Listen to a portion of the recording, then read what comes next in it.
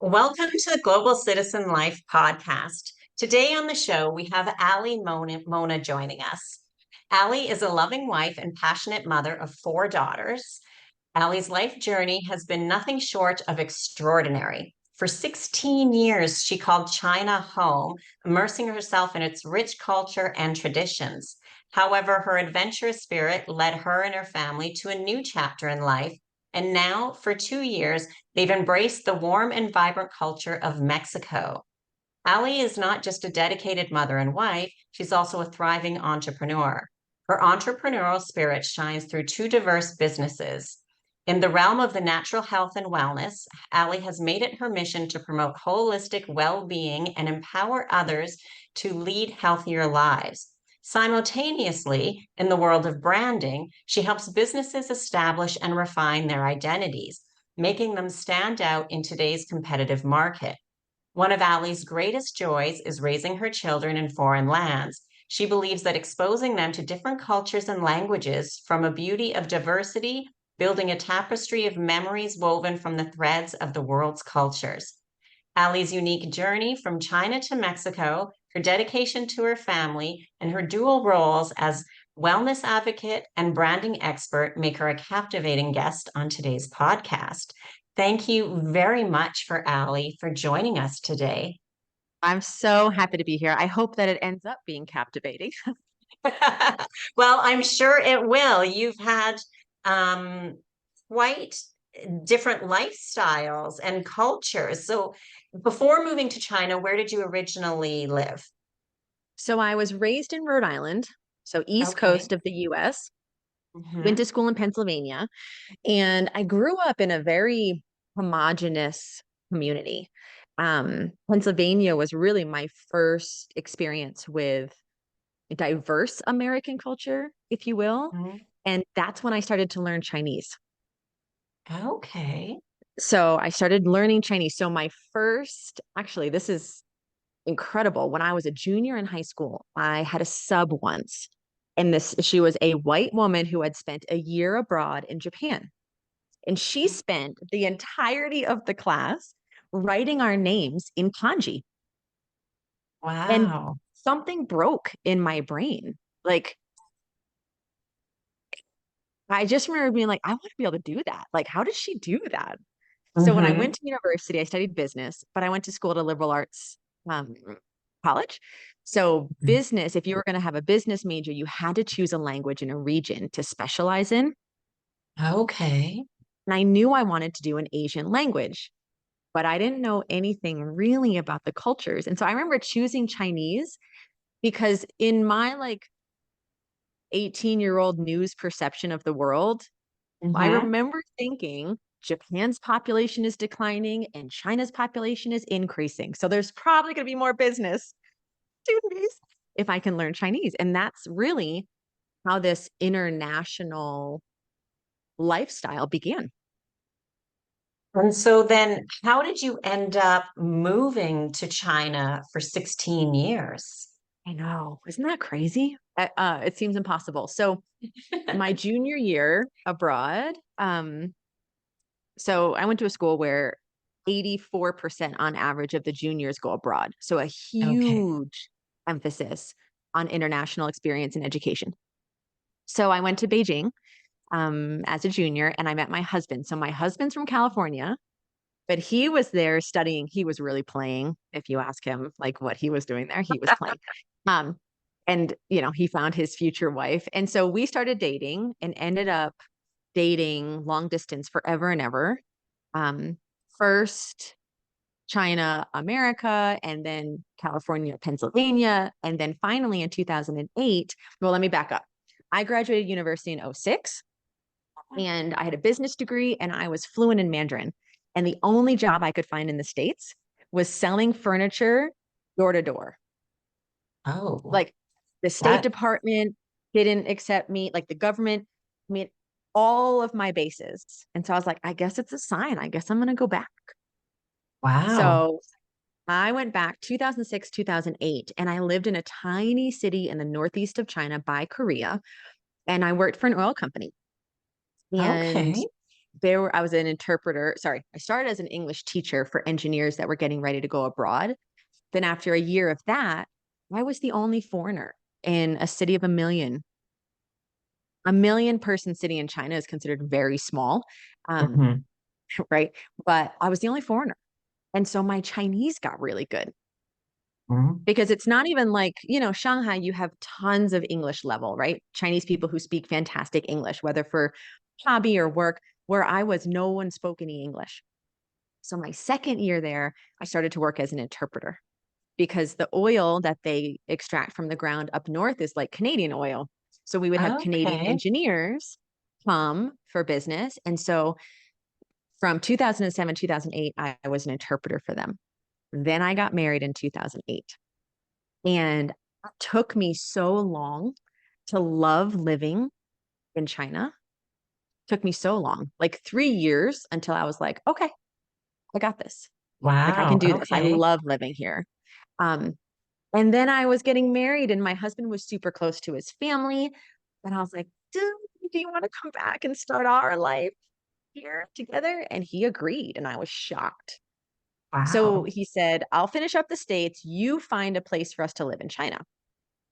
And at that time, I was like, if he has to come here and be cordoned off in the middle of nowhere, like we're not going to thrive. And so I chose Shanghai as our home base.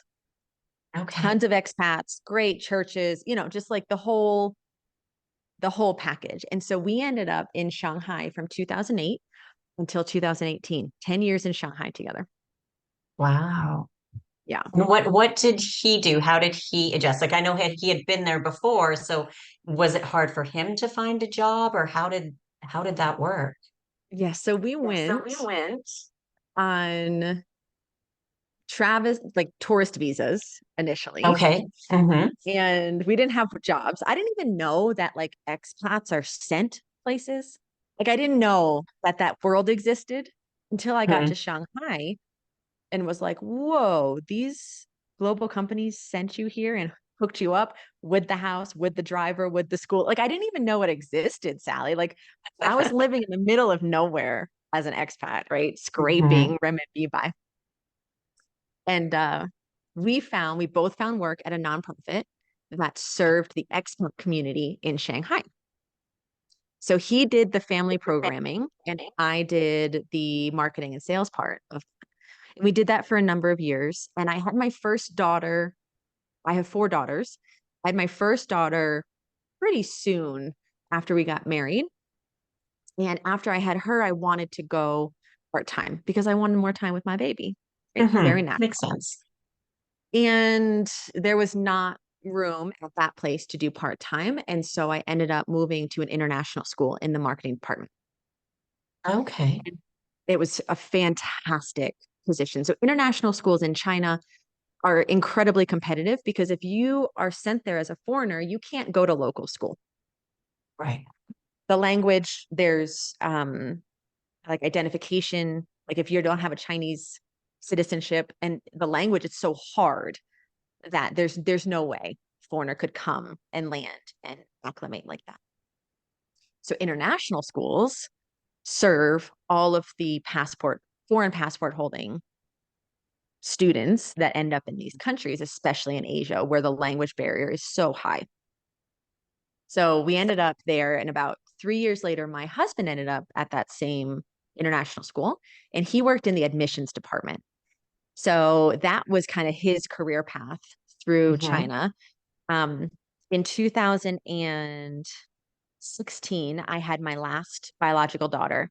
And then a couple months later, we met a little girl who we would move to adopt in the same year. And so her adoption process took about 18 months.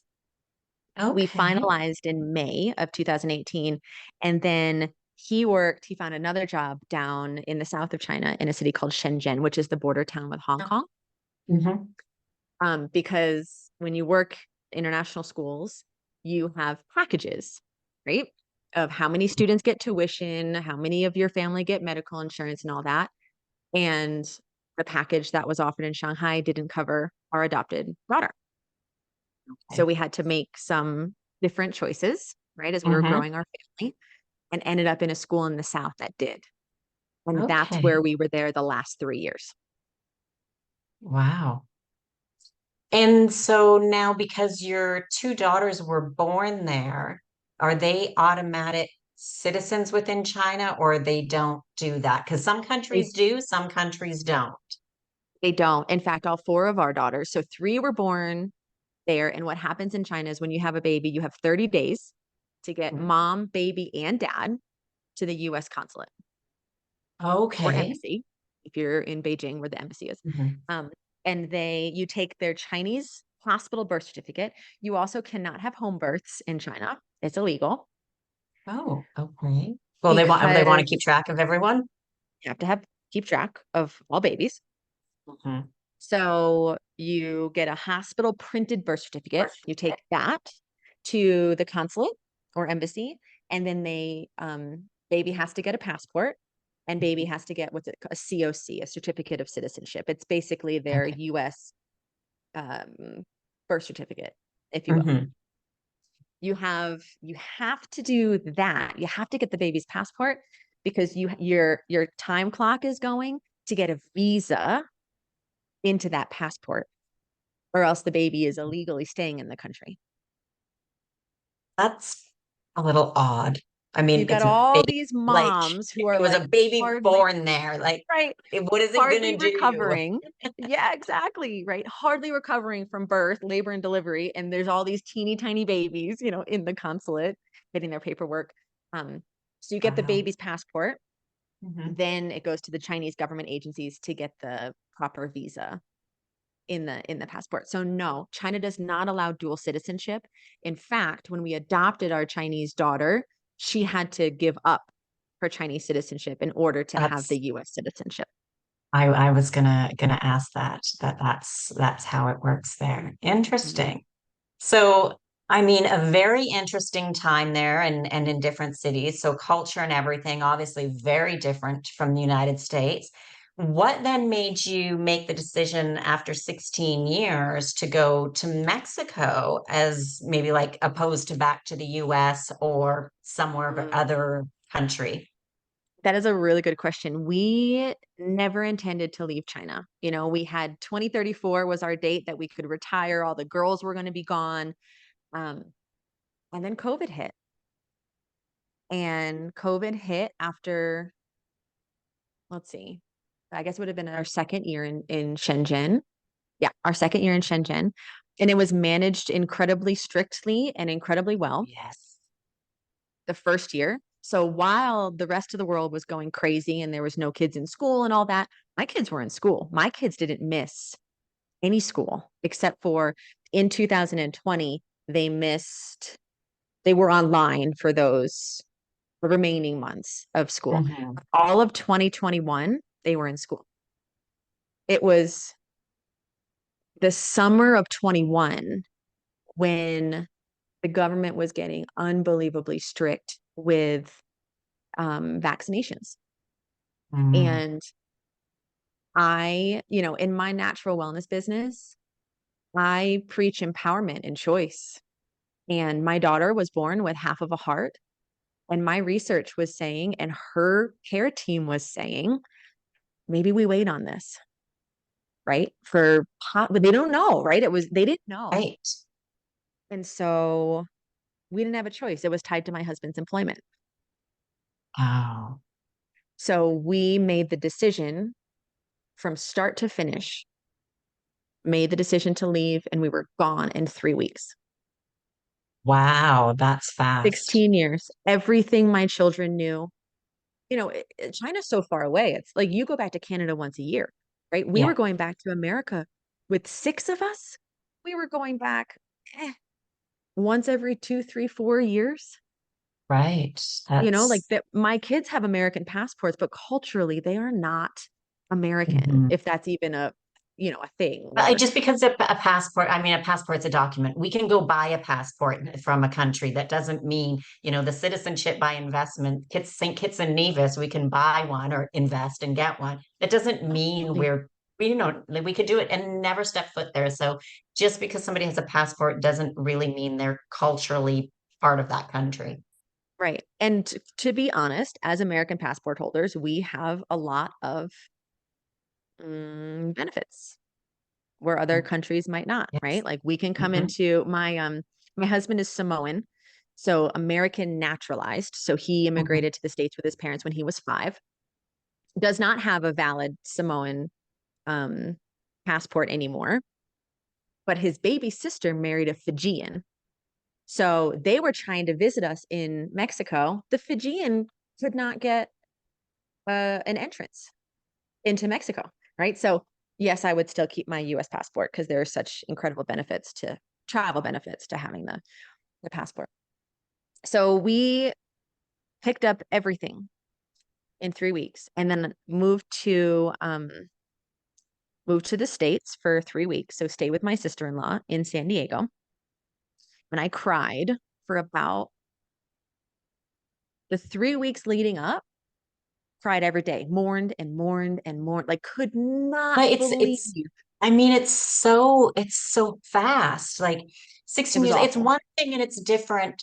Like for me, I'm thinking about moving, preparing, looking at stuff, but and then kind of making the decision I'm going to do. But just to have your whole and for me, it's just me.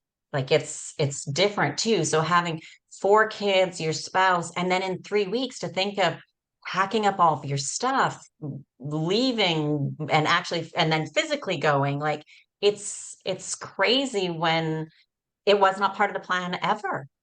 It wasn't part of the plan. And my daughter Grace, so most people who adopt Chinese children adopt them from abroad, Mhm. right? They adopt them from abroad, they come to China, they get them, they do the whole tour, they go home. They go home, they don't have to worry about entering China again, right? Because they don't Right. live there. Well, for us, Grace, even though she had US citizenship, when we flew back into China, she had to fly back into China on her Chinese passport. Because when Okay. they went to apply for a visa to put in her US passport, it still Mhm. said in their system that she was a Chinese citizen. Well, a Chinese Okay. citizen can't get a foreign visa for a foreign passport to reside in China. But Right. Chinese citizens also cannot enter America without an American visa in their Exactly. passport. Mhm. So in those 3 weeks, we had to drive 2 hours up to Guangzhou, where the nearest US consulate was, and apply for a B1 or B2. I can't remember which entrance visa Mhm. it was, just to get my kid, who already had a US passport, to be able to exit the country. That's weird. It It was doesn't make sense. insane. It was logistically a nightmare. And so, yeah, I mean, at that point, we were like, okay, we need to leave China, but where do we go? Right. Where do you And go? different countries. So this was around the end of 2021. So This still is countries. July 21. Yeah, so still some countries were still in lockdown, some were out, some had restrictions, some did not. Like I remember that time because I was doing some travel too and just figuring out who has what going on by the time I buy the flight. Is it going to change within the next 3 weeks or two And weeks remember, or we had one Chinese passport holder. So we had and 5 American passport holders and one Chinese passport holder, which complicates things everything. immensely when you're traveling like that. Mm. So I remember distinctly the conversation Ron and I had about, well, where to? Like, think about that. If you can go anywhere because you're not attached to anything or any location, where are we going to go? So at that time, COVID was still quite challenging around the world. And we thought, you know what? It's been a long time since we've been closer to home, but Mhm. we don't want to live in the States. Canada wasn't accepting anybody. Who do we know in Mexico? Now, I had never even vacationed in Mexico, right? Who do we know in Mexico? And get this, 18 years ago, when I lived up in that teeny tiny little Chinese city, one day I was walking on the street and this foreign woman was walking towards me. And it was like seeing a ghost. And I think my first words to her were like, "What are you doing here?" Oh, so rude. But it was just like so shocking because for 2 Right, years, there were no other foreigners, right. right? And she had been hired at some English training center that literally she went to work one day, windows were chained, like closed down something super shady. And she was like, I'm going to travel around China. Do you want to come with me?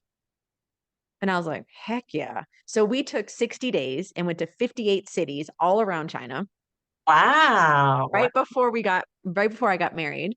And so I called her up because she had lived in this little Mexican city for all of those years. And I said, hey, how's COVID? And what is schooling like? And what is medical care like? Because with Grace needing cardiologist support, the Right. considerations were, can we get our kids into school? Because they didn't Mhm. speak any Spanish, right? They were Right. bilingual Chinese English, but they didn't speak any English. Spanish. And can we get medical care? And can we make friends? I mean, we're pretty good at being expats, right? We're pretty good at knowing how to make friends and how to connect with people, right?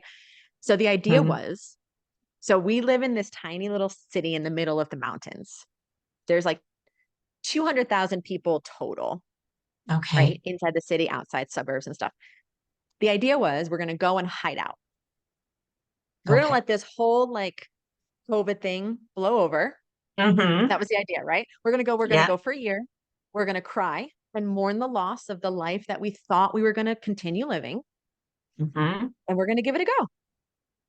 Now, because my city is so small, there's no English speaking schools Oh, and there's no international schools. right. Because it's generally the bigger cities that will have those. Correct. And so we put our kids in at kindergarten, fourth, and sixth grade into a private school that had zero Spanish as a second language support. And they were still wearing masks. So just imagine, right? Sixth grade, you're learning like biology, right? You're learning government and civics and ethics, and you don't understand a lick of what's being taught. And they were still And you're masked. all messed up. You So it can't makes even it even see the harder. Like, teacher's lips exactly. to Yeah. acquire a language, Yeah. right?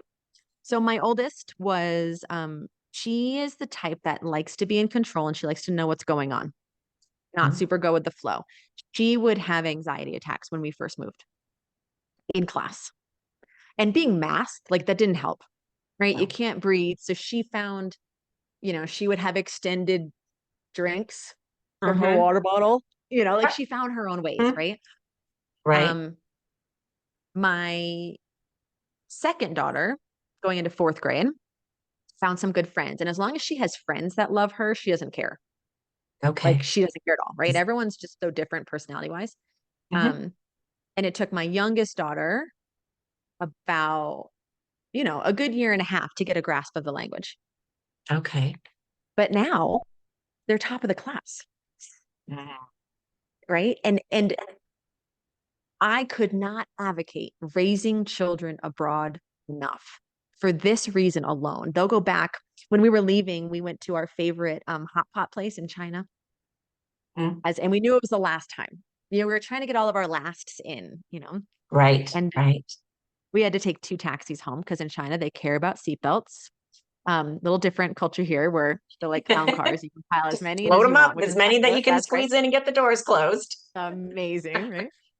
Um, and so I was in the car with her. And so she was just finishing up fifth grade at the time. So however old that is, 11, 10. And I started crying in the car. And I was like, man, I'm so sad. And my 10-year-old was like, you know what, mommy? We've done harder things. We're going to be okay. This is my 10-year-old as I'm bawling in the taxi, going, Mhm. I don't know if I can do this, and she was someone that was like, we're going to be okay. And so these kids who are raised with hardship like Yeah. this, they are unstoppable. Mm. And there's so many instances to go back to and be like, remember how hard that was? And you did it. Remember how hard that was? And you did it. Remember how many Mm. anxiety attacks you had and you worked through it. Right. And so they have all of these milestones in their world to be able to point back to when they need to have their bravery or their courage refilled. Mhm. Right. We just had crazy when you're abroad and you're not in your own space and you're trying to navigate new things. Like we rented a place for 2 years. And then we had to move, and that moving process was insane. Closing up the old house was insane, awful. It was horrible. And we're now in a new space. And my girls were like, "Do you remember the last one we did in China and how crazy that was?" They have all of these reference points. So when things Hmm. get hard, they don't fold. Right. Because they know they've been through the tough times before, or they look back and be like, yeah, that was hard, that sucked, but look at where we are now. Oh, we're doing it again. Well, we've done it before, so we're doing it again now. And we can easily do it again in the future because it just becomes, even though it's stressful at the time, it just becomes easier knowing it's stressful and this stress too shall pass and we will eventually relax again and be somewhere new and happy and laughing. Absolutely. They have an unbelievable level of grit that I didn't have as a kid, right? I'm developing it as an adult because I'm choosing this lifestyle, right? But I didn't, man, like I just look at them sometimes and I'm like, y'all are so lucky. I don't know. How like set up for just the mental fortitude. It is the Mhm. cultural fluency, right? Mhm. Like my daughter turned 13 this summer and she had a bunch of her girlfriends over for a sleepover.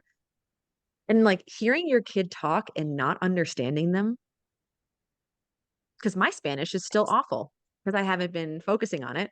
They're in school 6 hours a day. Their Spanish is incredible. And I'm like, "Well, I don't Mhm. even understand you." Like they're cracking jokes, and I'm like, "Oh, it's so fun." Cultural level of fluency that they're acquiring is something that Mhm. will serve them in any path that they choose, Mhm. any path. And so it's been really fun. In fact, for the 2 years, we let their Chinese go Okay. because it was not priority. Priority was, can you make friends? Can you learn Spanish? Can you get Mhm. comfortable in school? That was priority. Mhm. Because I'm not a homeschooler, but what do I wish I was? I'm not. Um, and Nor am I. being educated in Spanish, they will end up being native. They would have Mhm. never been native in Chinese, good, but not native because they weren't educated in it, Right. right? But they have this Mhm. opportunity to become native Spanish speakers, even though their parents aren't. So we let the Chinese go. And finally, there's a big university in my town, and we met a Chinese mom at gymnastics who's a PhD professor at the university. And she has introduced me to a couple of her Chinese friends, a student of hers and a couple other. And so it has reignited my Chinese because I Mhm. think those 3 weeks of just cutting it off, I just cut it off Mhm. to like adapt and survive, adapt and survive, adapt and Yep. survive. So we got the girls back on 3 times a week, our Chinese lessons with teachers Oh, in China good. online. We just started that about a month ago because now their Spanish is so Mhm. solid. It's like, no, you don't get to leave our house with having bypassed this opportunity. You don't. Well, and they put in so much time and effort to learn Chinese, and it just gives them more opportunity in the future, even if it's not perfect, but just keeping it and practicing it. And with your adoptive daughter, also that they can speak to her in her native language as a family that you can speak in all those languages is really incredible. Yeah, it's important to me. In China, we could have gotten away with them just having, high level foreigner Chinese, right? They never had a problem. They were, super, super able to communicate with whatever they needed to do. Hmm. But now, my oldest daughter, who's now 13, when she tells people, yeah, I spent my first 10 years of my life in China, and they go, say something in Chinese, and she can't, she's Mm. starting to feel embarrassed. So she was the Right. one that was like, hey, do you think we could start doing classes again? And I'm like, yeah, you're ready for it because I'm not the parent that's going to force their kids to, well, I am kind of now. I'm kind of the Well, one that's like, but I mean, it's a little bit different now because you've had the time to adjust again to a new life, everything like that. And yeah, it is. You don't want it to be, well, I grew up and spent my first 10 years there and now I can't speak it. Um, and because No. one of your daughters is from there at the same point. So it's a little bit different to be like, yeah, you know what, you're right. It is time to start getting that back again and speaking it, because it just I think it's good in just so many ways. Well, and they're going to look back, and I tell them this because I know it's true. In 10, 15 years, they're either going to say, hey, thanks for forcing me to do those Chinese lessons. Or they're going to say, why didn't you force me to do those Chinese lessons? Yeah. The, absolutely. Yeah. Mom, we had it. We had the ability. We were young. Why didn't you make us do it? I don't Yeah. want to go because I was too tired to have the fight. I don't, Mhm. that's not the story I want to tell. Right. Because you didn't Right. want to, so I didn't force it. Yeah, well, I was a kid. I didn't want to do lots of things. Of course I didn't want to brush my teeth. You force that, you know, Right. right? So you're right. It's as a family, especially, I mean, expat or not, but you have to choose what's important to your family culture, Right. right? Because you have limited time, you have limited financial resource. Most of us do, right? Hmm. There's limits. There's certainly time limits. I'm now looking at my oldest daughter going, 5 years, it's all I have left. Like that's it. I have 5 years left. And when you raise your kids abroad like we do, we don't raise them to stick around. No. It's We not it's raise not them to in them. It's go. not in them to stick around. Like Oh, that's oh. So my baby wants to go to yeah. Europe. She has had her heart in France Oh, that's since, what I'm considering a is it? new. It's one of my Right? considerations, yeah, right now, France. And I keep trying to push her towards Spain because I'm like, but you're going to be I fluent in Spanish, baby, like, Yeah, I've got residency in Spain, so I feel her. I've yeah, lived there right? for a while. I've got Spain residency, and I'm currently in Montenegro, but thinking of going to France. Yeah, Amazing, so right? Like the yeah, world is their oyster, but that also means as absolutely. parents that we have to work to build our life. So Yeah, here's our overarching parenting goal is when our children are gone, doing whatever, like living their life, when they've been launched, right?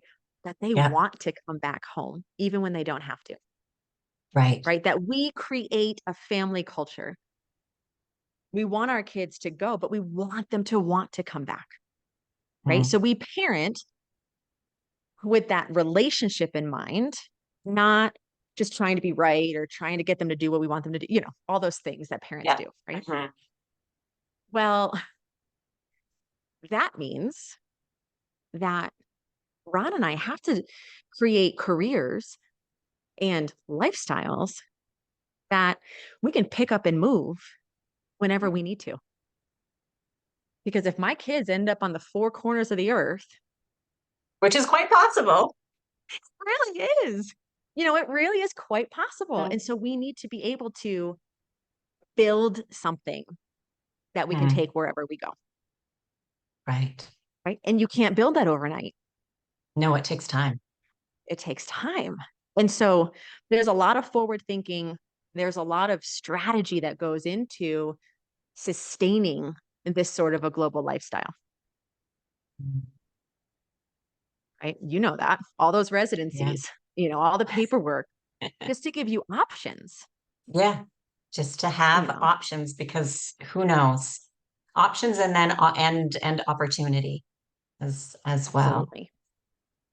Absolutely. So, how has the adjustment for you guys been then, going from the lifestyle in China to the lifestyle in Mexico? Because those are completely different cultures.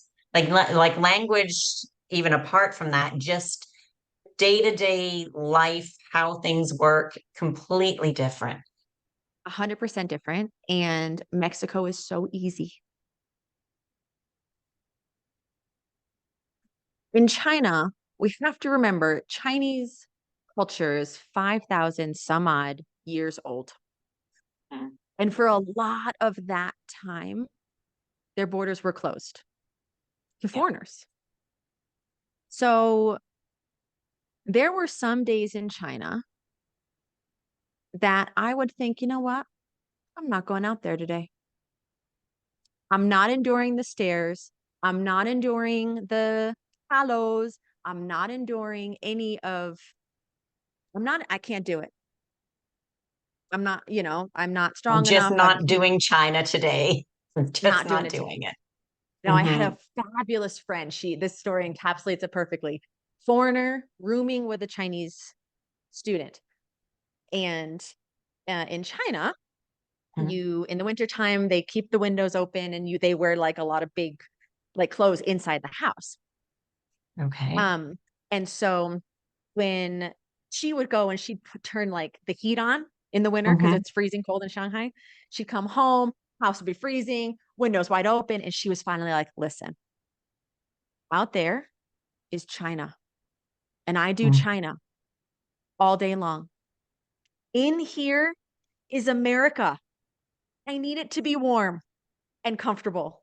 Right. And so many people who live outside of their normal culture feel that way. They need that place that is their Right. safe zone. Yeah, our Right. home, I always say our home should be our sanctuary, our place of relaxation that we love to go to, that we enjoy being at, our quietness, our whatever it may be, sometimes parties, sometimes dinner parties, but it needs to Yeah. be like our sanctuary. Yes. With no stress because there's enough stress Yes, out there. right. I've been in Mexico 2 years. I have never once felt that. Nice. Not once have I been like, I can't go out there today. In fact, people here in our little town are Mhm. so friendly that one time so when I have meetings, I like to go for walks. And so this one time I had a meeting with a friend and we walked, well, she walked with me, um, Mhm. 20 minutes down the road, 20 minutes back, 40 minutes. She counted that I said, Buenos dias, just to random strangers 38 times in 40 minutes. Wow. Just this unbelievable culture of graciousness and kindness. And, Mhm. oh, look, you're in my bubble. I'm going to recognize you with Mhm. a hello. Right now, we travel to bigger cities here in Mexico, and I'm bringing my like small town culture with me. And people are like, like looking at me funny. Right. So, That's okay. yeah, different cultures, Yeah. different cities, cultures. But here, I could not ask for a softer landing. And the expat Great. community that we've developed here are a lot of times one foreigner with one Mexican. Okay. Hmm. So it's really stable. The expat community in China is not stable because they're Hmm. there on a contract. If you don't have a visa, you can't stay.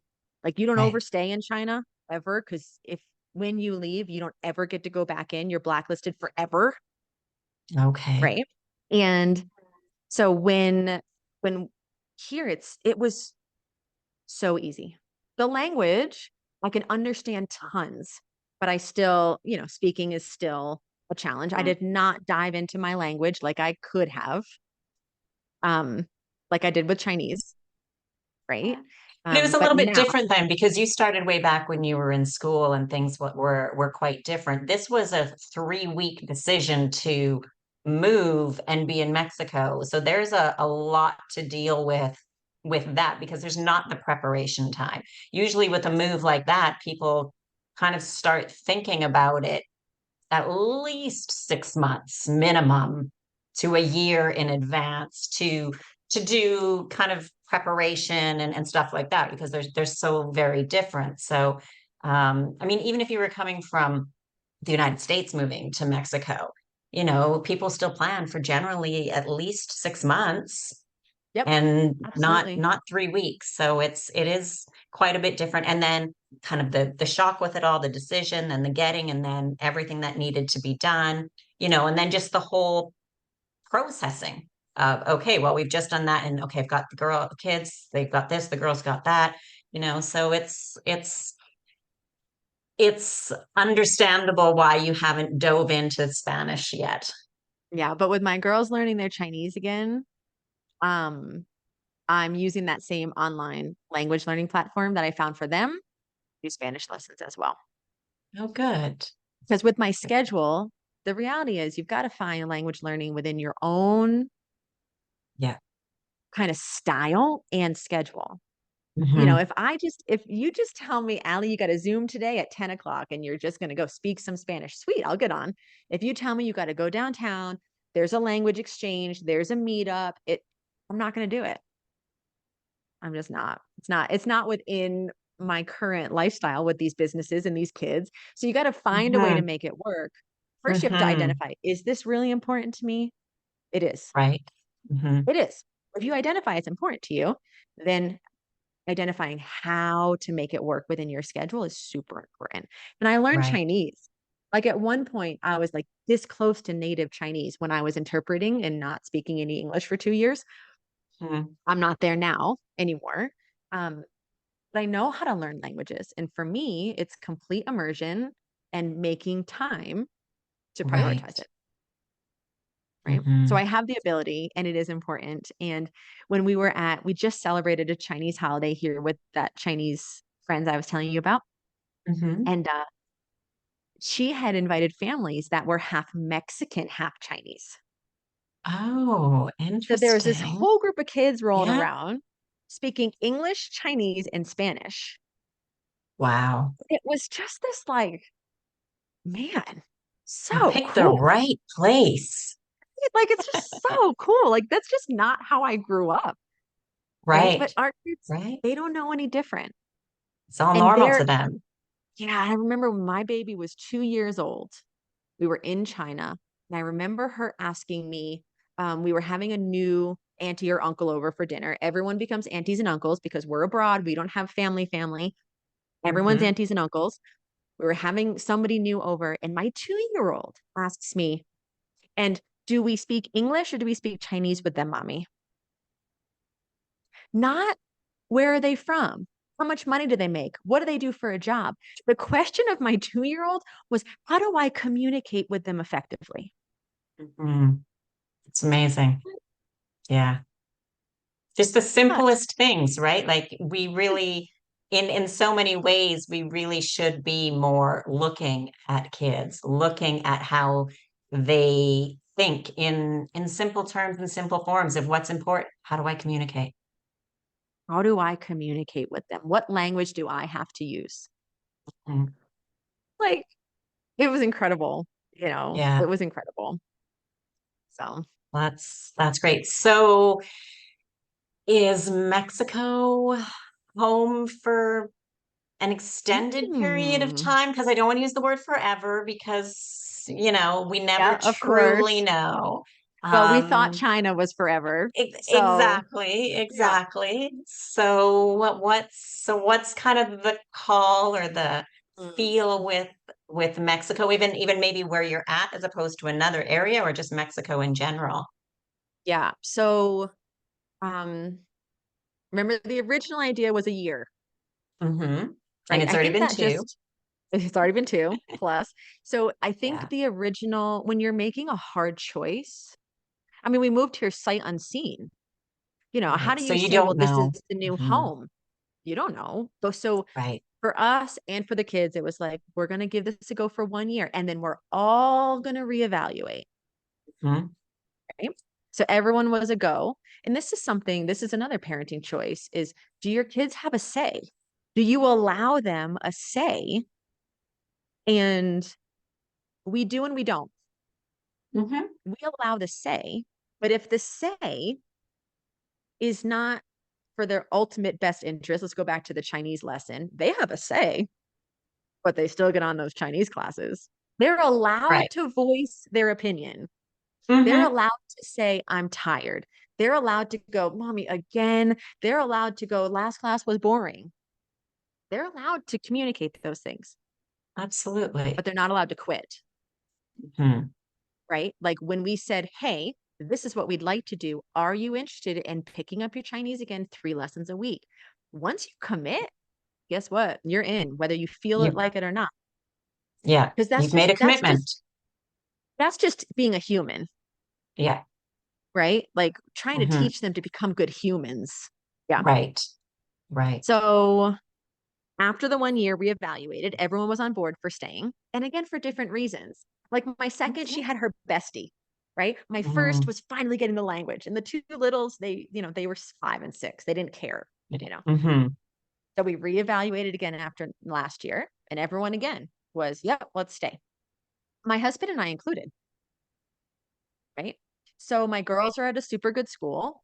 Um, and next year, so Mexican education is you have 6 years of primary, 3 years of secondary, and then 3 years of um, we call it prepa. It's like it's high school, 3 years of It's high like, school. yeah. Mm-hmm. And there's one prepa here that's the official prepa, best school in the whole city, public Mm-hmm. school, public high school, that my kid wants to try to get into. They have 4,000 applications annually for 400 spots. Wow. Well, it's a good goal. So yeah, so she's already thinking ahead, and she's got one more year. Yeah, she's in 8th grade. She'll do 9th grade at her current school, and then she'll try. So my kids have it in their mind to graduate here. Long term. Mm-hmm. So we have 10 years until our little, so they're the same age. Mm-hmm. They're 6 weeks They're six apart, months but they're apart. in the same grade. Okay. Yeah. 10 years because they're in 2nd grade. In 10 years, Ron and I would probably close up shop Mm-hmm. and start to travel and be wherever we're needed, Mm-hmm. probably. Or we just downsize because we got this big old house. We don't need a big old house anymore because they're probably Right. not going to come back for extended periods of time. Oh, They will. or you don't have the big house, so they can't come back for Yeah, right. extended periods of Exactly. We'll time, and get you an you can apartment, you them. know? They can come back shortly and briefly, but it's not too comfortable to stay too long, and then you can do your traveling or have again a home base somewhere else, and then travel between wherever they may be. Yeah. I mean, I think our exit from China, um, it has shifted that long-term immovable view of what's possible, right? And we had friends who had kids who were, 10 years older than our kids, and they would say, when they're young, you have tons of flexibility. Once they get into middle and high school, you might want to find a place to settle down because friendships are important and continuity of study is important. And personally, I don't really care what they're learning. They're there to make friends and master Spanish, right? Mm. Curriculum, I'm that kind of a parent, Well, we've got the internet, like we can look up almost anything. So, right? like Right. My kid human took a test skills. yesterday. Yes. Human skills and culture skills and Mhm. leadership skills, Yes. like my kid's running for student government. Sweet. Right. Like Wow. those skills that I couldn't give them Mm. at home. Mhm. Um, but they want to stay. So I think for the next 10 years, unless some goes nuts, Right. I think people used to be able to plan, or at least they thought they could plan before COVID. Hmm. COVID kind of shook up the A feeling of lot. stability or control, Hmm. right? Which is Or probably a just good thing. it is a good thing. I mean, I try not to use the word plan. I say it's a guideline because I know sometimes when we have a plan, like a plan is for most people, like it's a very solid, this is it, this is what I'm doing, this is the plan, like I'm sticking to it. Mhm. Where a guideline may be, I mean, my end result for my plan and my guideline could be the same thing.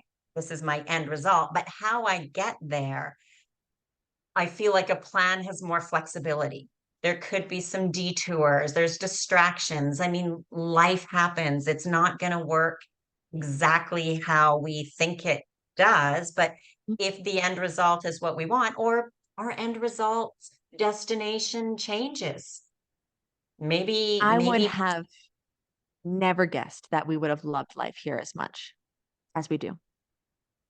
I bet 16 years in one place, especially a place as far away and culturally different, Mhm. I didn't even look outside for the next whatever because we were so happy. And now we're so happy that now I go, well, gosh, is there someplace It's that we would be, even happier, Um, but hopefully, when my kids are gone, and Ron and I can be a little bit more on the go, Mhm.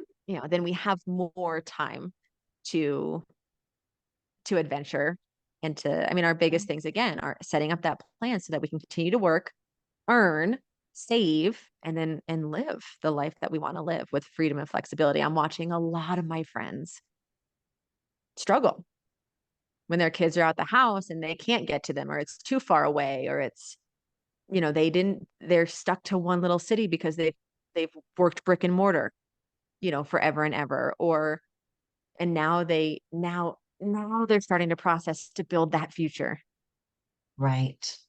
right? But it's not too late, right? You can always do it, Oh, yeah. but doing it while your kids are at home, I think is it's hard.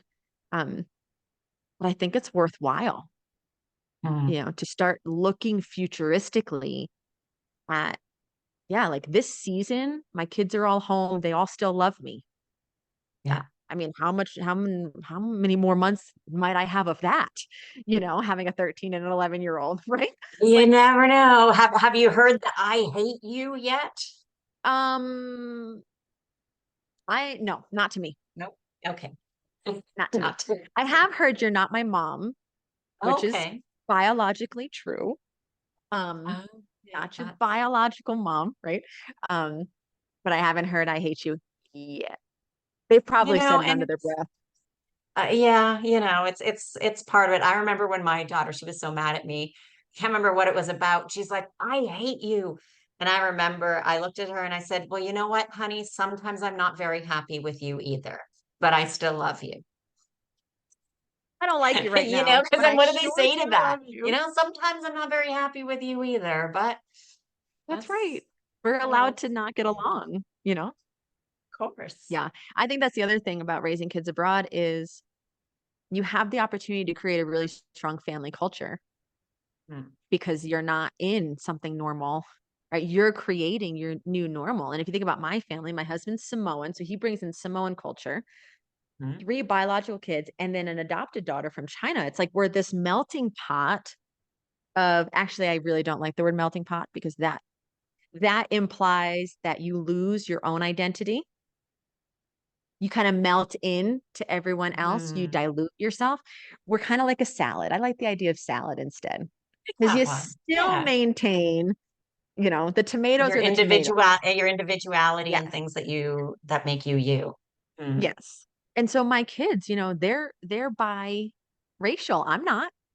I don't, my daughter is the only Chinese student in a school of 500 Mexican kids. Right? I don't know what that experience is like. right. Right. You know what I'm saying? So it's super cool to create this really strong family culture Mm, where it's outside of the Chinese culture. It's outside of the Mexican culture. In fact, it's outside of the Samoan culture or even just the white Caucasian culture that I bring to the table, mhm. right? We are creating our own culture pieces. And Ron and Right. I are crazy about our kids loving each other It's because when we're important. gone, it's all they got, Yeah. you know? And there's no Yeah. better way to create that than to put our kids in all of these really hard, challenging Yeah. situations where Well, there's just, and when we think about, if we look back at people over history and famous people, or people who become famous or things like that, generally the ones that have more hard times do better. Like there's a saying, and I'm probably going to mess it up and get it a little bit wrong, but it's something like tough times build strong yes.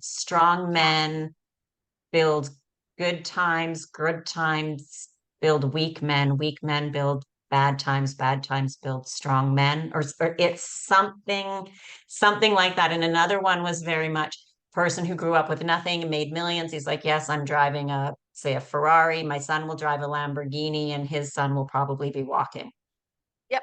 Yep. Yep. because Yep. it's those times that we get knocked down, those hard times, those challenges that give us that strength to be like, it's okay. We've been through it before. I will get through this Yes. again.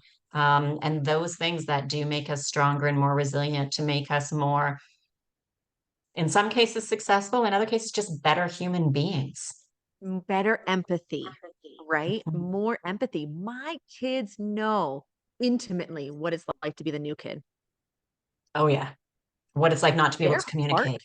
oh my gosh, their heart for people who cannot communicate and the new kids bleeds, Mhm. right? Because they intimately know. My kids know what it's like to have a sister who's sick, right? When we've Mhm. done open heart surgeries with Grace and she requires medical attention. Their heart for that is Right. enormous, right? Mhm. And I think it's Angela Duckworth's, I think it's her work on grit and how grit is like the number one deciding factor in the success that somebody can reach in life, right? When they come up against hardship, do they fold or do they cry, brush themselves off and find a way forward?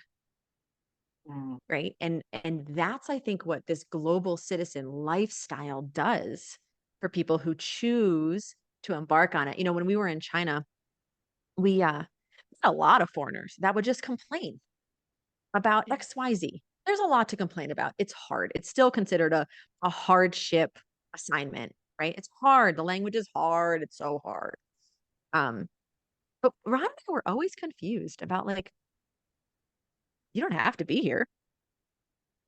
True. Like, if Nobody's forcing you lifestyle to be there. You chose to go. right? So, Like you're not a tree. You can move, right? mhm. And so it was that when we started to feel those sentiments towards the life that we had, that we were like, time to go, Yeah. right? Because especially if you choose this lifestyle, you shouldn't be hanging out in a place that's not bringing you joy and not adding value Mm. to your world. Right.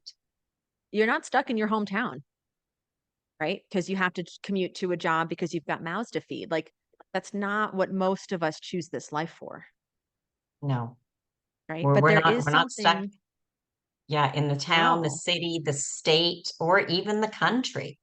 no, we Like, really and aren't. even if you move, I say to people too, even if you move, it's people, if they're scared and they're worried, said once you move, if you don't like it, now it's not always easy, I am aware, especially with families and kids, but if you and your family truly hate it, you can always leave. You can go to another country. You could try maybe just another city. It could be just another city or area within the country to go to. You could leave that country and either go back to your home country or try a different one. Mhm. We're not Or we're not stuck. It's not easy, but we're not stuck.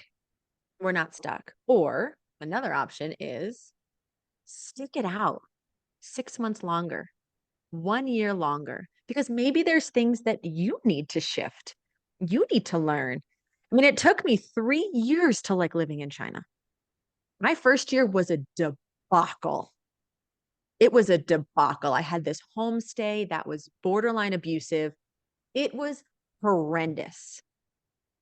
But I still chose to go back because I had given 3 years of my life to studying Chinese.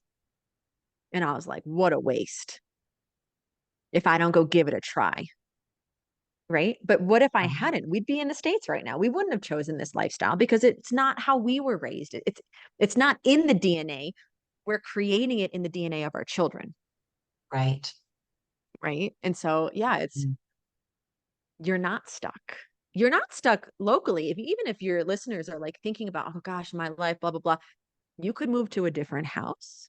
You could move to Mhm. a different city in your home country. You could look for work remotely.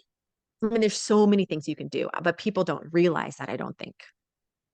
I Because if agree. you're They not they feel around stuck. people who live like this, yeah, if Mm. you're not around people who live like this, you don't have the purview to go, huh, maybe there is something different I could do.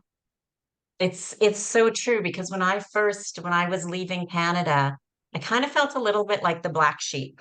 Not in a bad way. So I shouldn't say black sheep because not in a bad way. But I was the only one that really was, I need to go. I want to go. I don't want to live here. Like, and I had that feeling since high school. And I mean, on and off, it wasn't a full time, but I knew, and it was just weird. And then when I got to Costa Rica, when I moved there, I was like, I just thought, oh my God, there's so many people like me. There's people from Canada. There's people from the United States. There's people from Europe. There's so many people who've moved here away from their families, away from their friends, and they're like me and they're normal. I'm not the only one. Yes. And And it and eliminates that tons of network just, fear. oh Yes. yeah. And the network is it's everywhere.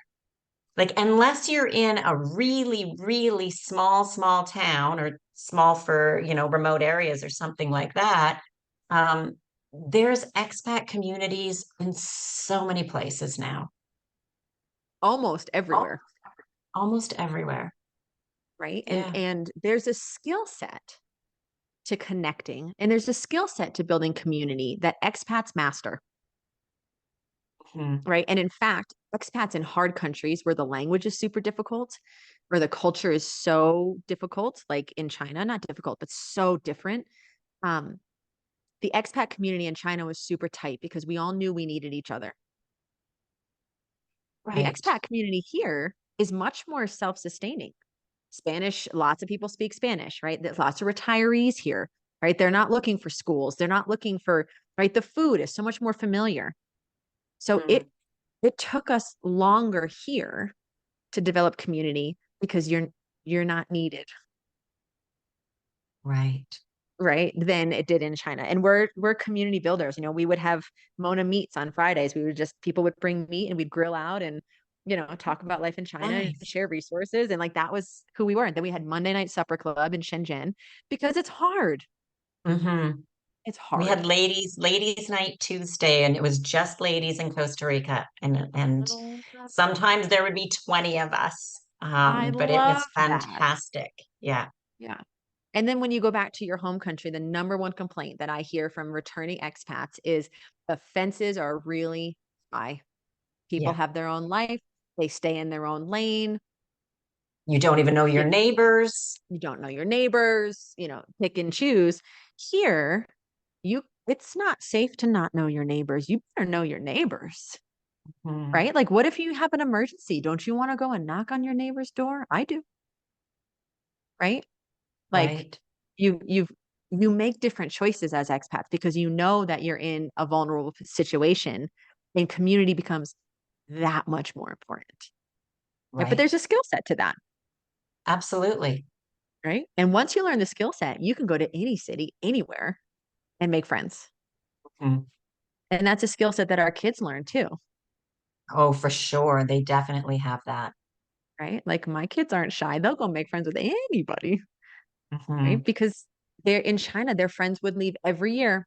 Every year, Right. these kids dealt with loss. Every year we dealt with loss. And in fact, in a place like China, when you meet someone new after you've been there 15 years, you start going, what's your contract? How many Yeah. years? How many How years long are do you I going to be have here you so I for? can prepare myself? Yeah. So I can, And that how much am I going to invest in you? and that is a big downfall, especially with like a city like Barcelona. Barcelona Mm, is extremely transient, in the sense of people come, some are, I'm here for a year, I'm here for 3 years, I'm here for 6 months. And okay. And I mean, of course, there's some that are longer, or there's some that I don't know. So it's like, oh, you don't know. And I get it, but you don't know, like 5 years, you don't know, 1 year, you don't know. Like, or what like do you 6 months, you mean? don't know. How much do you Yeah. not know? And so I mean I do get it, and that's kind of one of the things to be careful of too with some of the big popular cities is many, and I'm going to include, and I don't know for sure, but I'm going to assume places like London, New York, Mm, LA, Paris, like all of those kind of big popular cities where sometimes expat look to go, especially if people are going for work, if they're on that work contract, 1 year, 3 years, 5 years, then they yeah. go. And so it can be hard to have a deep community and deep relationships. They're casual, like, okay, yeah, we're here, we hang out, but we're a little bit not going to get too close because I know you're going to be leaving in a couple of years. So we'll keep to the acquaintance level, but that's about And it. it sounds awful, but it's really just when you've done this long enough, it's self-protection Yeah, and self-preservation. And I wish it didn't happen, but it does. but it does. It It does. And does. here, maybe what's something that is so nice about here is my kids are just at a local private school. It's not transient, That's right? nice. Yeah. Like these kids live here. Hmm. Their families are from here. They're going to graduate from here. They're going to have those deeper connections, so they're not going to want to leave because then it will be harder because now they're really developing those ones where if people aren't leaving every year, they're now getting used to people not leaving. Mhm. Yeah. And I mean, when we were leaving China, so China is unbelievably safe because there's so much control. Mhm. So my kids could go around the block, walk the dog. My 5-year-old could do that. And I would be totally fine with it. So when we were moving to Mexico, we had a lot of people who were like, Mexico. Oh, it's so I'm like, well, dangerous there. Don't go to Mexico. it's because they've been watching Narcos on Netflix, like fine. Um, Right. but we had to mitigate that too of like, well, wait a second. We know what we've heard, but lots of people live in Mexico. Lots of expats live in Mexico. Lots of children are born in Mexico, right? Like, Hmm. wait a second, let's just get there and figure it out. Yeah, And there are obviously safer places and of less safe course. places. Just as in the Um, United States or Canada right? Just or like other anywhere. European cities, like everywhere in Right? the world. Yes. But my kids did not have to develop street smarts in China. Mm. I lost my Because everything was so safe. Yes, I lost my kid once in our compound. So everything's gated. So I lost her. She was down playing and I went down to find her, couldn't find her. Went to the guard shack and I said, "Hey, I've lost Margie." Like this, "I've lost Margie. Can you help me find her?" Because I knew that she couldn't have left the compound, Right. right? So he's like, "Oh yeah, oh there she is playing in the garden." Fast forward, she found Fei Fei. Oh, yep, her and Fei Fei, her friend, walked into building 7. Oh, there they are at the elevator. Okay, up to the fourth floor, 4C in building 7. Knew exactly "Hi, where I she think you have my was. kid." Gee, do it, But they didn't have to develop street smarts. Right. Here, you better believe they're developing street But smarts, hmm. right? And we talk about strange behavior danger, not stranger danger, because I Right. do not want my kids afraid of strangers. I want them to know No. what strange behavior might look like, Hmm. especially because they're going to be living cross culturally probably forever. What does Yeah. strange behavior look like here? Strange behavior is kind of strange behavior no matter what language you're speaking, Right. right? So helping raise kids who are street smart. That's an opportunity we have here. Now you could go, "Oh, it's because Mexico's so much more dangerous." Sure. You could use You could view that it that way if you lens, choose to, but I but mean, let's view it you would have to have from a street different smart perspective. even if you're living in LA, even if you're living Come in New on. York, even if you're in Detroit, Chicago, Toronto, at Anywhere, anywhere. anywhere except China, which is where we didn't Except, need anywhere except China. Okay. maybe China, right? Where you can, and there's petty crime, whatever, but very Right. different. Even the Yes. police in China don't carry guns, right? So my kids have never been around any gun violence, like none of that. They didn't, which part of me And wanted that's to like, nice growing up when they're quite small. Like yes, that really is nice that they could just be kids and be that way. But it is another kind of silver lining of having to move is now they are learning some street smarts, which is great. You need to have that because being just book smart will only get you so far in life. You're better off to be mhm, street smart in a lot of times, for survival and advancement and things like that. So it's great now absolutely. that they are. having it and in a place that's really not that dangerous. No, I mean, there's, of course, there's some places when we're taking road trips, we're like, oh, we're not taking that road because, I mean, there's an entire Facebook group for traveling in Mexico where Okay. people report like which ways they want to go because the narcos will pull you over and take your car. Fine, Okay. you don't go on those roads, Right. right? But that's just learning how to navigate life. It doesn't mean that you fold, Right. right? And you never leave your house and you don't experience the beauty of the world The because world there's because some there's people, who might not be the safest. You just right. learn how to navigate your life around it, right? And that's, I mean, that's like as we go back to many, not even many destinations, but at the same thing, it's the same of getting in your car every day. You don't know if you're going to get into an accident, whether it was your fault because you made a mistake or somebody else's fault and you did absolutely nothing wrong, or, you know, Don't know. planning a trip. It's navigating life. And what are you gonna I say to people, what are you gonna do? Sit at home, eat potato chips, watch TV, and then have a heart attack? Like, Yeah. wow, that really saved you, didn't it? Like, we are Yeah. all going to go at some point. Obviously, Mm, not we don't want to go sooner than later, and we want to be safe. But it's the same thing people ask me all the time. Oh, you travel all the time by yourself? Yes, 90% of my trips by myself, and I've gone to many amazing countries. And people I've had weird questions. So I did a trip. This one I did with a friend of mine. We went, she had planned most of it and I joined her. We went to Kazakhstan, Uzbekistan, Tajikistan, and Kyrgyzstan.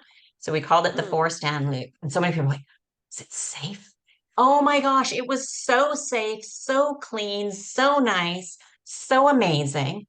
yeah. And then I've had other people that are like, well, if you travel by yourself, like, what do you what do you do when you want to eat? I said, I go eat. I I sit either at a go to a restaurant grocery and store and order buy food. stuff, or I go to a restaurant and sit down by yourself. Yes, by myself. Or sometimes I'll sit at the bar and chat with the bartender if they speak English. Or I Mhm. sit at a table by myself and I eat. Yes. Like, and of course, just navigating that too is I don't go to clubs. I don't go clubbing by myself. I'm not out drinking at 2, 3, 4 o'clock in the morning. Like No. it's navigating life. Just as you don't go down certain roads, you don't do certain things. And I wouldn't do that even in the United States. Like No. I just wouldn't do that anywhere. If No. I'm traveling by myself, it's not what I do. So it is just part of navigating life. There's a lot of fear for those looking into this sort of a lifestyle. There's a lot of fear that, um, fear of the unknown, really, Mhm, that stops people from mhm. making this leap, right? And I think the idea that you can always go home, You can. you can always go home, but you've got to make the choice to go and experience something else. Abs- And the tapestry of humans we have across the globe, like when my kids go to Europe, you better believe Auntie Yvonne in Amsterdam is going to be flying down to Barcelona or wherever Brie is to go and have, meals with her on the weekend, right? Because she can. Mhm. Right. And if I need something from her, like I was in the US for work and I get a phone call from my husband very calmly. Hi, hi. I just want to let you know we're at the emergency room. I said, okay. He said, Bree had an accident. This is my oldest. And we think she may have broken her pelvis. Oh, And I was like, okay. And he goes, Claudia is here with us. So there's this woman, Claudia, here, who's basically a medical concierge service. So she used okay. to work in the medical field here, knows all the doctors, knows how it runs. And her business is built on expats like my family, who, when Bree had this accident in the park, Ron calls Claudia and says, here's what happened. What do I do? Right. Right. And Claudia was there at the emergency room to translate and to find all the doctors and all this stuff. Well, I was getting private messages from friends going, well, aren't you going to fly home? Is she going to go? Like, why are you still in the States? Why aren't you flying home to your baby? And I'm like, one, her pelvis was not broken. She did not require surgery. I still had like 7 days left on my work trip. And I was like, Because I know she's taken care of. Because What are we you know going to do that somebody else there cannot do? I'm going to just sit there and add worry to the pile, right? And I said, we have intentionally created a network of people and service providers and support where, my kid born with half a heart, you better believe I know exactly what to do. If this happens, this happens, this happens, this happens, right? Most people I know in America do not have those plans in place because they don't think they're ever going to need them. Right. They live in a false reality because life Hmm. is so normal. When you step out of your normal life, you realize the things you need in place, Hmm. right? To go to bed at night, Right. feeling like I got this. Right? My kids are safe, everyone's good. We've got it sorted. Yeah. That's an added benefit of living abroad is knowing that you don't even know what tomorrow is going to bring. But that provides an unbelievable level of excitement to life and newness to life and novelty. Absolutely. We're not stuck in a rut because you don't know Yeah. what tomorrow's going to Yeah. bring or where you're going to be, right? There you Hmm. are and looking at the next move. You're like, okay, I think my time is run. It's course here. Like, where's next? What's next? What's the next Yeah, adventure? What's the next thing to do? exactly. And this world is so Absolutely. big and it's so beautiful and the people are so Oh, wonderful. there's so many wonderful things. That's one thing I hate about the media is they make so many places seem so bad, so scary, so many bad people. I mean, yeah, there are bad people in the world, but there's so many more good, kind, friendly people than there are bad people.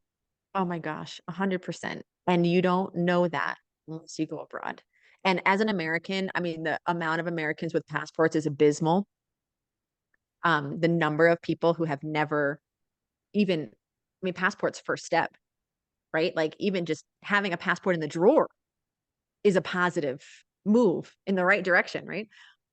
Um, it's because we think we're the best. You Right? better There's nowhere believe better to go. nowhere better to go. You better believe that I started telling So people I was sad. Canadian in China because I didn't want to have the conversation about America. Mm, When you leave as an yeah. American and you realize that you are not as beloved as our media would like to pretend like we are, Hmm. right? You Yeah. start going, huh. Or my husband works for this unbelievable company that serves underprivileged schools in the US. It's a reading company. Okay. Well, that company exists because only 40 some odd percentage of fourth graders in America actually read at a fourth grade level. That's an awful statistic. It's a horrific statistic. This is America. Like, but we don't, I think if you never leave, you don't, You don't there's realize nothing. because people unfortunately think that they're getting unbiased news when they're watching the news. You are getting American propaganda. Canada's getting Canadian American propaganda. The news is the same. You know what? Europe gets European propaganda. Russia gets Russian propaganda. China gets China propaganda. Every country gets propaganda, and you don't realize it until you leave, and then you see the reality of the world. And it is far better than any news media outlet anybody ever shows or tells on TV. 100%. The news media outlets propagate fear. Yes. That's it. Yeah. Because fear is When you, control. well, when you have a steady diet of murders, robberies, stabbings, gunshot, shootings, Hmm. when you're eating that, what is that doing to your spiritual body? What is that doing to your emotional body? It's What is it killing doing to it. your physical body? It's killing you. It's killing you, Hmm. right? And we do it because we're taught to do it. We do it because it's the news is just on and everyone's home. The news is never on in my home because No. I'm And then it seems responsible. normal. And then it's like, oh, it's normal. It's like that is not normal. No, No, I have a TV in my place. I've had this place for 2 years and I've never once turned it on. I honestly don't even know if it works. It was here when I bought it and I've never even attempted to turn it on. I Why would like you? I have my phone, of course. I scroll through some news a little bit on my phone to see kind of be aware of what's going on in the world. Um, Very rare do I read a lot of news articles or anything. And I also look who wrote this article? What's What's the it coming angle? from? What angle exactly am I getting Mhm. from it? So So, interestingly, China being such a controlled state, Chinese watch the news, but they know it's propaganda. mm, Americans, Canadians, Europeans watch the news, but they don't think it's propaganda. no. They don't understand the control. They don't understand that the Associated Press gives the same fear news stories to every news outlet across the world, Mm, right? Somebody's controlling that. yes. Somebody's writing that. Why? Right? When you're out in the real world and you're Mhm. seeing the beauty and you're meeting the people and you're building the relationships, right? And you're doing it, there's no need to watch the news. No. And people will tell me, I have my own friends are like, ah, your head's in the sand. I'm like, you know what? My life's real good with that head Mhm. in the sand because, I'm building my own economy, right? I'm building my own Mm, businesses. If I eat the news on how bad the economy is, do you think I can go to my job, my businesses, and create my own economy? no, You no. can't. You're too influenced over here. Oh, the Mhm. economy's bad. No one's buying. Baloney. I'm not going to try that hard. I'm not going to work that hard because the economy is terrible. So there's No no one's point spending in money. no Baloney. point in oh, and a few no's, yeah, of course, because the economy's bad. So a few people said no, I'll just stop for Forget it. today and maybe make a few calls tomorrow. Yeah, so you're Yep. right. You're making the prediction of what you're listening to. Yes. Yes. And so Yeah. if you shield yourself from that, I tell my kids, because my kids have tablets, right? Mhm. And I tell my kids, I need you to, when you're surfing, when you're watching people, when you're following people, I want you to do it with discernment. How does that make you feel? Does it make you feel like you can go and conquer the world, or does it make you feel afraid and like you want to stay in, you don't want to go out, you don't want to, does it make you feel jealous? Right? Are they trying to induce those sorts of comparison emotions for you? Right? Follow the people that make you feel like you can go and conquer the world. Those are the Absolutely. people that are allowed into your brain space. You can't just let anyone with their dirty old shoes walking around your head. Right. That's Right. what the news is, Hmm. right? It's the dirty old shoes clouding my vision, clouding my future if you let them in, Yeah, it's true. right? Absolutely. So we have very similar views on the news, my friend. Yes, yes. So we are running a little long here, We are. but I've really enjoyed our conversation. So just touch base a little bit on your work and how you help people and ways that they could be in touch with you if they wanted to work with you. Awesome. So two businesses, very kind of disparate, but both very passion driven. When I was in China, one of the biggest hurdles was medical care, in the language around medical care, finding medical care that was great. And so I got into the world of natural health because I needed empowerment. My kids were sick all the time. I was missing work. Um, I needed to feel like I could take care of the things. And so I became an aromatherapist, to work with medicinal grade essential oils, not just the stuff that makes your house smell good. So I do a lot of that work here with families, teaching, lots of teaching. And so if natural health, if you find yourself, wanting more control, wanting more empowerment over how you take care of yourself and your family, that's one way.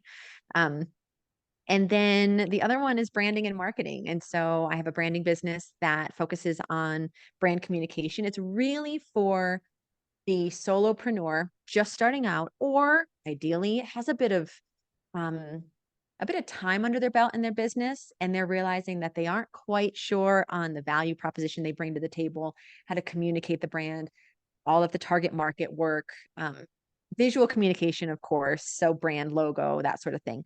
But really, it's about digging into how you want to set up your business for the most flexibility and freedom, right? So I work with a lot of expat moms, Mhm. um, who want to do the hard work of siphoning off time as they're raising their babies right? Building business between bus stop runs to be able to build something so that when they need it, it's ready made and available there for them. And I'm extra passionate about that because we could have never left China if I didn't have my business because my husband had to give up his work. So Right. if we didn't have savings and we didn't have my business, we would have been stuck doing something that we didn't want to do. Right. So So it definitely is those important. 2 businesses, yeah, those are how Fantastic. I spend my days in between school runs. Right, right. And we'll make sure that we put links to everything in the show notes below. So I just want to say thank you, Allie, so much for your time today. There was so much valuable information and insights to different things that I know the listeners have definitely got a lot of valuable information. I loved chatting with you. Fellow global citizen, it's been a pleasure, Sally. Thank you.